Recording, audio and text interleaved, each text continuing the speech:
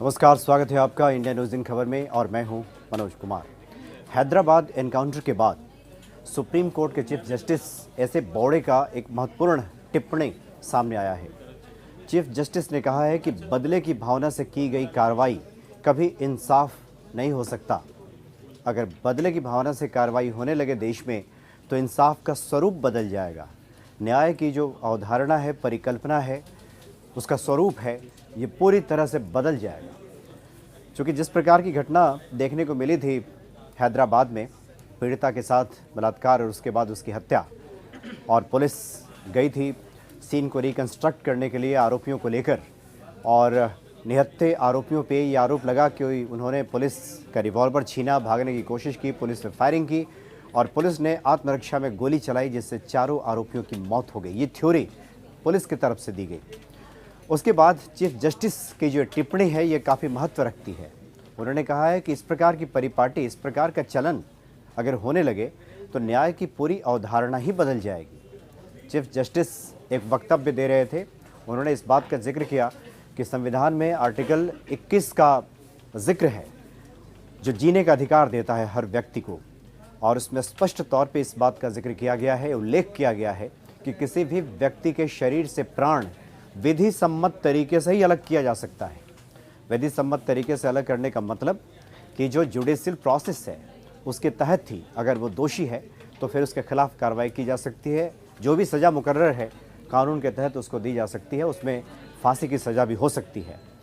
लेकिन अगर विधि सम्मत तरीके का पालन नहीं किया गया, यानी पुलिस फायरिंग करने लगे, लोगों की जान लेने लगे, या कोई व्यक्ति विधि सम्मत तरीके का पालन किए बगैर किसी की जान ले ले, तो ये नहीं कहा जाएगा कि इंसाफ हो गया, न्याय मिल गया।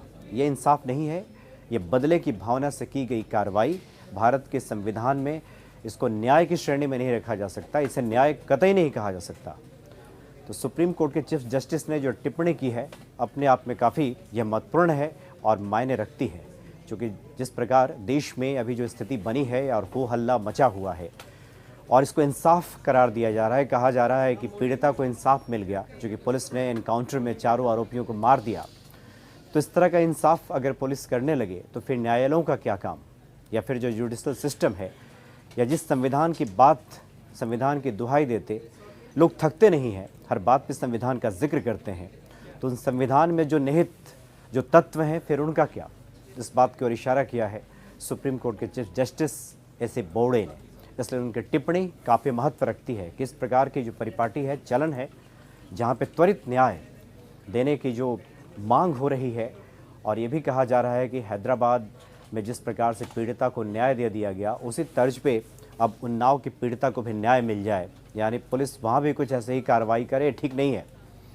ये चीफ जस्टिस की टिप्पणी है, इसलिए काफ़ी अपने आप में महत्व रखती है और ये बताती है कि जुडिशल सिस्टम का अनुसरण करना कितना आवश्यक है। नहीं तो हम एक ऐसे समाज में रहने को विवश हो जाएंगे जहाँ ना कोई नियम होगा, जहाँ ना कोई कानून होगा, और नियम कानूनों की, संविधान की लोग अपने अपने सहूलियत के मुताबिक व्याख्या करना शुरू कर देंगे। ये कहा है chief justice S A Bobde ने, इसलिए उनकी टिप्पणी काफ़ी महत्वपूर्ण है। और हैदराबाद एनकाउंटर के बाद ये टिप्पणी आई है chief justice S A Bobde की। फिलहाल इतना ही, नमस्कार। इन खबर चैनल को सब्सक्राइब करें और बेल आइकन दबाना ना भूलें।